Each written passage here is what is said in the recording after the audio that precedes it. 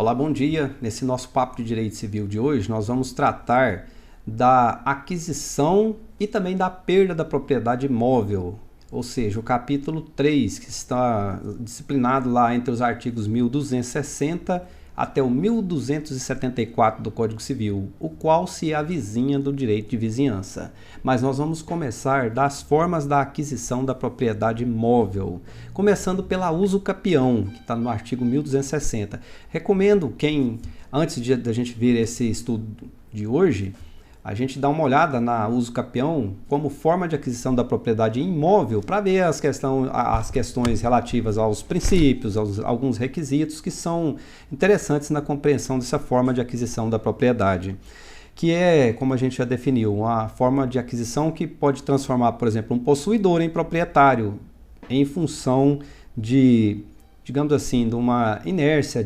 do seu proprietário anterior, e também de uma ocupação por um lapso temporal previsto, disciplinado em lei. Então vamos lá, o artigo 1260 diz que aquele que possuir coisa móvel como sua, contínua e incontestadamente durante 3 anos, com justo título e boa fé, adquirir-lhe-á a propriedade.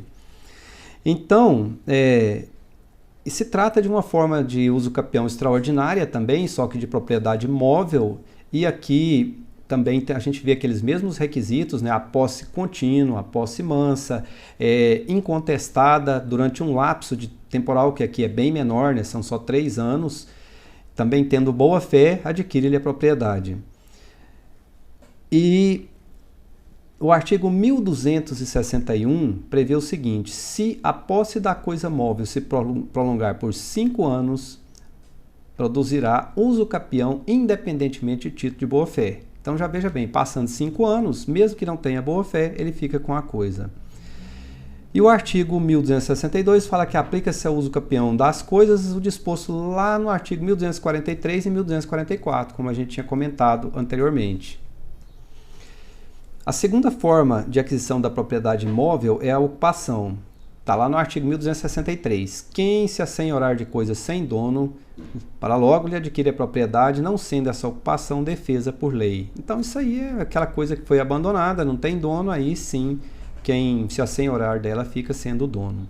Mas uma situação mais curiosa é a do 1264, o achado do tesouro. Então olha só, segundo o artigo 1264 e até o 1266, o depósito antigo de coisas preciosas oculto e de cujo dono não haja memória será dividido da seguinte forma: por igual entre o proprietário do prédio e o descobridor que achar casualmente aquele tesouro. Ou 1265 ficará 100% para o proprietário do prédio onde o tesouro foi encontrado, se quem encontrou foi terceiro não autorizado. E o 1266, achando-se em terreno aforado, o tesouro será dividido por igual entre o descobridor e o enfiteuta, ou será deste por inteiro quando ele mesmo seja o descobridor. O enfiteuta a gente entenda aqui como sendo um arrendatário do terreno ou do imóvel onde foi encontrado o tesouro. Agora vamos falar da aquisição da propriedade imóvel pela forma que é mais usual para nós, a tradição. Está no artigo 1267. A propriedade das coisas não se transfere pelos negócios jurídicos antes da tradição. Então, na realidade, sempre a gente aprendeu que coisa móvel se transfere por tradição, mas a gente viu aqui que tem várias outras nuances aí nesse assunto. Vamos estudar um pouco a tradição. Então, o mais importante aqui é a gente entender que tradição significa transmissão da coisa, do bem, né? E o artigo 1268 é praticamente o mais importante aqui. Só pode ser transmitir uma coisa quem é o seu proprietário. A tradição não aliena a propriedade quando quem alienou não era seu legítimo dono. Mas pelo 1268, isso fica positivado, exceto aqui o 1268 fala, quando, por exemplo, houve um leilão de uma coisa e que aquela pessoa do alienante se afigurou como dono. Aí quem adquiriu tinha boa fé num leilão, coisa assim, ele passa a ser o seu dono. Vamos estudar agora a especificação, que está nos artigos 1269, 1270 e 1271 do Código Civil. O que é especificação? É o que está lá no artigo 1269. Aquele que, trabalhando em matéria-prima em parte alheia, obtiver uma espécie nova, desta será proprietário se não puder restituir a forma anterior. Mas aí tem algumas nuances importantes que, por exemplo, o parágrafo 2º do artigo 1270 clareia esse entendimento. O que seria essa espécie nova? Uma pintura em relação a uma tela, uma escultura em relação a uma pedra, né? Trabalhos principalmente artísticos, passa a ser de quem obteve a espécie nova, porém ele precisa ressarcir a parte do que tinha copropriedade da matéria-prima. E, por fim, vamos estudar a última forma de aquisição, que também são termos bastante técnicos que dizem respeito a confusão, comistão ou adjunção.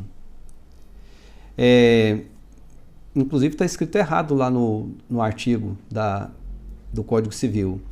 Está escrito comissão, na verdade é comistão. Então o que é isso? Confusão é quando você obtém uma coisa nova, uma espécie nova, através de misturas líquidas. Você mistura um líquido com outro e obtém uma terceira coisa lá.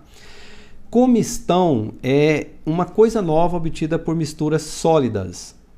Então, uma coisa sólida mais outra coisa sólida dá uma terceira aí. E a adjunção é sobreposição de coisas diferentes. Em suma, esses artigos 1272 ao 1274 dizem o seguinte: coisas pertencentes a diversos donos, confundidas, misturadas ou adjuntadas sem o consentimento deles, continuam a pertencer-lhes, sendo possível separá-las sem deterioração.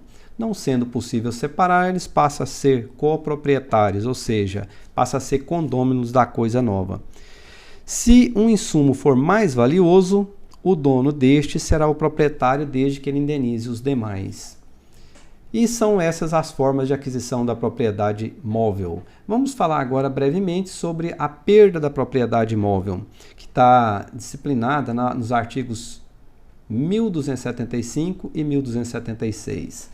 Olha só, da coisa móvel se perde a propriedade por 5 tipos de ocorrência. Primeiro, por alienação, ou seja, a venda, né, daquela coisa. Segundo, a renúncia.